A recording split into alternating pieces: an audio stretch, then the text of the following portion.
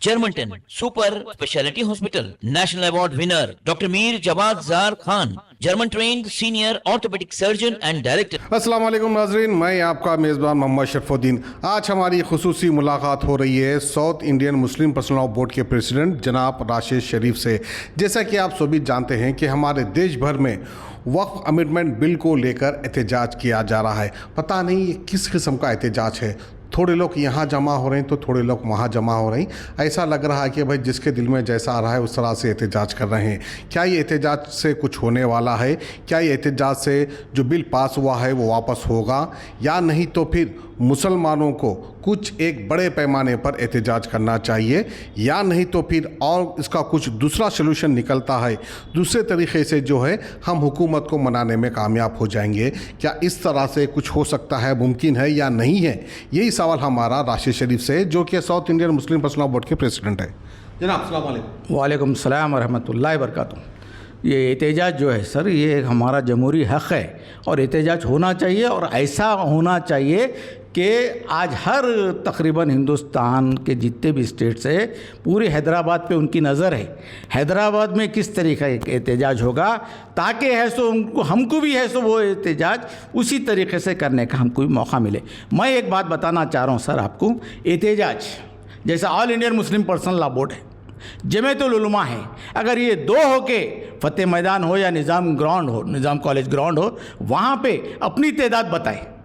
AIMIM है, असद साहब की जमात है, पॉलिटिकल पार्टी है, तकरीबन 7 MLA और 2 MLC है, उन्होंने अपनी तादाद बताइए अलग से बाजू करके। चाहे आप फतेह मैदान लीजिए, चाहे आप ऐसा निज़ाम कॉलेज लीजिए या कोई दूसरा ग्राउंड लीजिए। उसी तरीके से जमीयतुल उलमा है और तबलीगी जमात है, सुन्नतुल जमात है, अहले हदीस है, हर एक आदमी अपना अपना एक ग्राउंड आप ले लेके ऐसो इस तरीके से अगर एहतजाज करेंगे और उनको बताएंगे कि ये एहतजाज इस तरीके से होता है, ये एहतजाज इस तरीके से करना चाहिए कि जितने हिंदुस्तान में मुसलमान हैं उनको एक सीख मिले, उनको भी एक तरीक़ा मिले। आज देखिए आप हमारे तेलंगाना में कितने ग्राउंड्स हैं, आज आप वो मौका है, ये अल्लाह की ज़मीन है।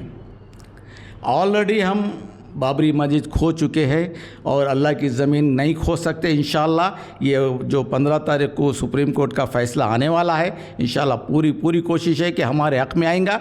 ये जो फ़ैसला हुआ है सदन में, जो 2 सदनों में, ये बिल्कुल हमारे मुसलमानों के ख़िलाफ़ है, अनकॉन्स्टिट्यूशनल है। राशिद साहब, अब इसमें फ़ायदा किसको होने वाला है, नुकसान किसको होने वाला है? बहुत सारे बारगाहें हैं, मसाजिद है हमारे देश भर में, और उसके अलावा बहुत सारे आशुर खाने हैं। अब हो गए बीजेपी के मुस्लिम सियासतदान, जो कि मुख्तार अब्बास नकवी हो गए, शहनवाज़ क़ासिम हो गए, क्या वो लोग भी अपने अपने आशुर खानों को बचाने के लिए कुछ एहतजाज करेंगे? शरफू भाई, बिल्कुल करना चाहिए। ये एहतजाज ऐसा है सर, अगर आप ये एहतजाज है, अगर एहतजाज करेंगे, मैं तो इसको ज़ोर दे के बताऊँगा कि इस तरीके के जो कानून आए हैं ये सीधा मुसलमानों पे हमला है। मुसलमान मतलब शिया, मुसलमान मतलब सुन्नी, मुसलमान बोल तो हर जमीयतुल उलमा, तबलीगी जमात, सुन्नतुल जमात, अहले हदीस, जमात इस्लामिया, ये सब मुसलमान, शिया हजरत मुसलमान।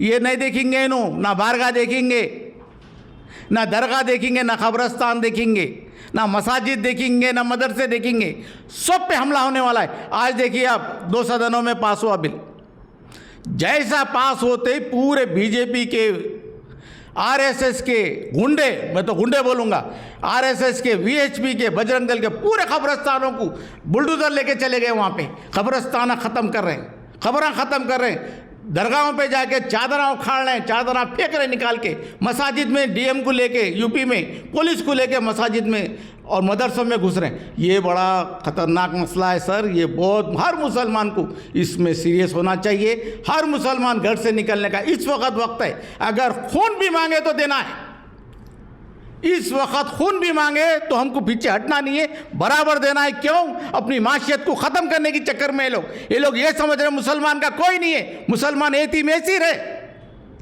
ऐसा बिल्कुल नहीं है सर, बिल्कुल नहीं है। आज हम सब एक हो जाएंगे और जितने भी हमारे तेलंगाना के डिस्ट्रिक्ट से बड़े जितने जामा मस्जिद है भर दो, चलिए, बहुत अच्छी बात है। राशिद भाई ने कहा कि खून की ज़रूरत पड़ी तो खून भी देंगे, यानी आप हमारे देश के फ्रीडम फाइटर सुभाष चंद्र बोस की याद दिला दी।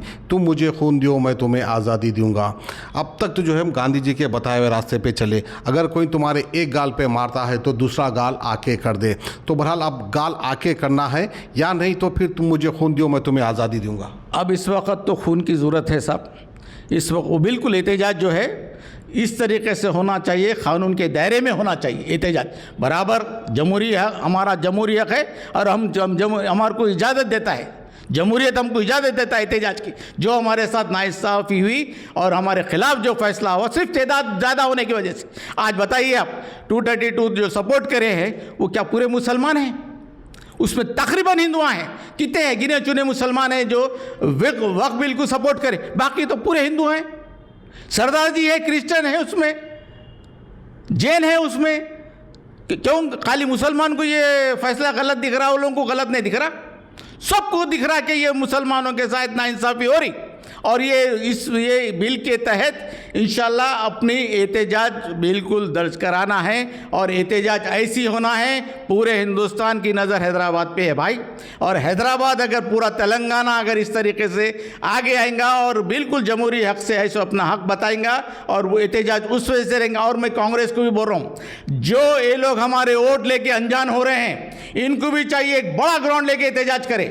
बीआरएस को बोल रहा हूँ भाई, तुम भी ऐसे एक बड़ा ग्राउंड लेके एहतजाज करो, बताओ पूरे एमएलएस को बुलाओ, तुम्हारे वोटर्स को बुलाओ, एहतजाज हमारे साथ मिलके करो। कांग्रेस को बोल रहा हूँ, सीपीआई सीपीएम जो भी मुसलमानों के हक के लिए अगर वाकई अगर सच आप साथ देना चाह रहे हैं, दिल से अगर साथ देना चाह रहे हैं, बता रहे हैं झूठ और सच में फ़र्क है, और बताए हमारे साथ नाइंसाफ़ी हुई है, तो आप हमारे साथ इस तरीके से जैसा सब एहतजाज करने का प्लान कर रहे हैं, मगर एहतजाज इस तरीके से कम इधर उधर नहीं हो सकता। बड़े ग्राउंड वाले के डिस्ट्रिक्टों में भी बड़े जामा मसाजिद है, वहाँ के जितने भी जमाते हैं सब अलग अलग तरीके से एहतजाज करिए। उसके बाद रिजल्ट इंशाल्लाह अल्लाह चाहा तो मैं बताऊँगा कि रिजल्ट क्या आने वाला है। चलिए, बहुत अच्छी बात है। अब तो जो है फ़िलहाल हुकूमत की निगाह हमारे वफ़ की जायदाद पर पड़ी है। अब जैसा बड़े बड़े मसले हो जाने के बाद आप कल के दिन कहेंगे राशिद भाई की शेरवानी राशिद भाई की नहीं है, हमारी है, हमको दे दो, क्या आप दे देंगे? ये आगे ऐसी होने वाला है। मेरे पास मेंबर ज़्यादा है, एमपी ज़्यादा है।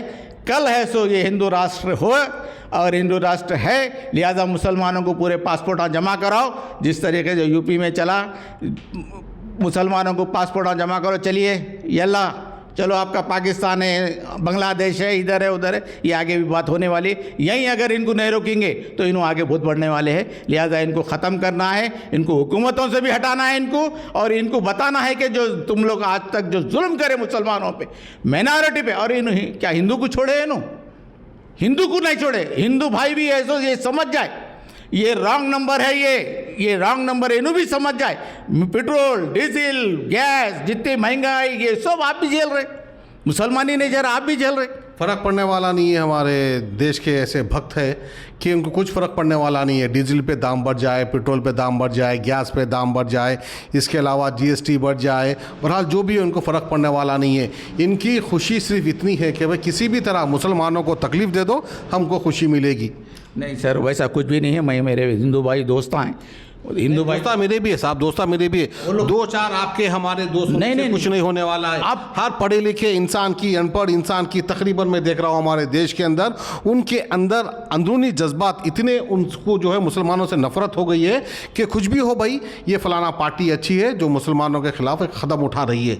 चाहे मिलने जुलने वाले हो, हमारे भी दोस्त हिंदू है, आपके भी दोस्त होंगे हिंदू, लेकिन दिलों में कहीं ना कहीं ये है कि भाई किसी तरह से मुसलमानों को तकलीफ दे दो। बिल्कुल सही है आपकी बात, बिल्कुल सही है, मगर ज़्यादा तादाद जो अब देख रही है, जो पढ़े लिखे लोग हैं, थोड़े चंद जाहिल है, जाहिल ही बोलना चाहिए उनको कि ऐसे मुसलमानों के मसाजिद पे चढ़ जा रहे हैं, झंडे लगा दे रहे हैं, रामनवमी में तलवार लेके नाच रहे हैं। अरे क्या है भाई साहब, जाहिल लोग कर रहे हैं वो हरकत, बात सही है, लेकिन पढ़े लिखे वोट जो किसको दे रहे हैं? पढ़े लिखे जो हमारे लोग हैं वो किसको वोट दे रहे हैं? वोट तो थोड़े उनको भी दे रहे हैं, थोड़े मिशनों का भी कमाल है इसमें। अब आने वाला है इंशाल्लाह, देखिए कि हिंदू मुस्लिम भाईचारा 100% होने वाला है, हिंदू मुस्लिम साथ रहने वाले, इससे हट के कुछ होने वाला नहीं है मेरी नज़र में। इससे हट के कुछ दोनों समझ जाना चाहिए, दोनों समझ जाना चाहिए। और तादाद में हिंदू भाइयों से भी अपील है, माइनॉरिटी से भी अपील है कि ये हमारा जो वक्फ बिल है जो अनकॉन्स्टिट्यूशनल है, उसमें हमारा साथ दीजिए और ऐसा इंशाल्लाह पूरे मिलके दुआ करिए कि जो सुप्रीम कोर्ट में गया हुआ है हमारा पिटीशन, वो है सो बिल्कुल डिसमिस हो जाए और इनके मुंह पे कालिक लग जाए इंशाल्लाह ताला। बहुत बहुत शुक्रिया शरफुल भाई, बहुत बहुत शुक्रिया। चलिए माशाल्लाह, देखिए मुसलमानों की वफ़ की जायदाद है, सिर्फ मुसलमानों की नहीं बल्कि हमारे शिया भाइयों के आशिरखाने हैं, सुन्नी मुसलमानों के बारगाहें हैं, दीनी मदारिस है, और इसके अलावा हमारे हिंदू भाइयों के भी मंदिरें हैं, जैनों की भी मंदिरें हैं, इसके अलावा हमारे सिख भाइयों के भी जो है बड़े बड़े गुरुद्वारे हैं, और इसके अलावा कहीं ऐसे माइनॉरिटीज़ लोग हैं जिनकी जो है जायदादें हैं, क्या उन पर भी कब्ज़ा होगा फ्यूचर में? इंशाल्लाह नेक्स्ट उनकी बारी है। अगर यहाँ पे सब एक नहीं होंगे तो नेक्स्ट है सो सरदार जी साहब की भी बारी है, क्रिश्चियन की भी बारी है, जैन की भी बारी, सबकी आने के बाद एक एक करके। ये लोगों को किसी से कोई हमदर्दी नहीं, ये लोग कारोबारी लोग आए, ये लोग हिंदू लोग नहीं है, ये लोग कारोबारी लोग आए, ज़मीन खींचेंगे अपने दोस्तों को देंगे और इनका कोई दूसरा मकसद नहीं है। चलिए माशाल्लाह, बहुत अच्छा लगा राशिद शरीफ साहब से बात कर। तो बहरहाल जो है वक्फ अमेंडमेंट बिल जो है लोकसभा में और राज्यसभा में पास हो चुका है। अब इसके बाद एहतजाज कर रहे हैं मुस्लिम लोग, जो है सड़कों पर उतरकर मसाजिद में एहतजाज कर रहे हैं और सुप्रीम कोर्ट को भी जा चुके हैं। अब देखने वाली बात होगी कि वहाँ पर किस तरह का फ़ैसला आएगा। उम्मीद करते हैं, आस लगाते हैं शायद मुसलमानों के हक़ में फ़ैसला आएगा, लेकिन सभी लोग जानते हैं कि बाबरी मस्जिद का फ़ैसला किस तरह से आया था। खुदा हाफिज़, जज़ाकल्लाह। माहिर डॉक्टर्स डॉक्टर वासिफ आजम और doctor Bharvi Chunduri, senior cardiologist और दीगर डॉक्टर्स नुमाया खिदमत अंजाम दे रहे हैं। Robotic surgery, advance cath lab, MRI, operation theatre, ICU, 2D ultrasound जैसी सहूलियात से आरास्ता कॉर्पोरेट लेवल हॉस्पिटल। वाजबी फीस में हर मर्ज से शिफायाबी के लिए German 10 super speciality hospital Attapur.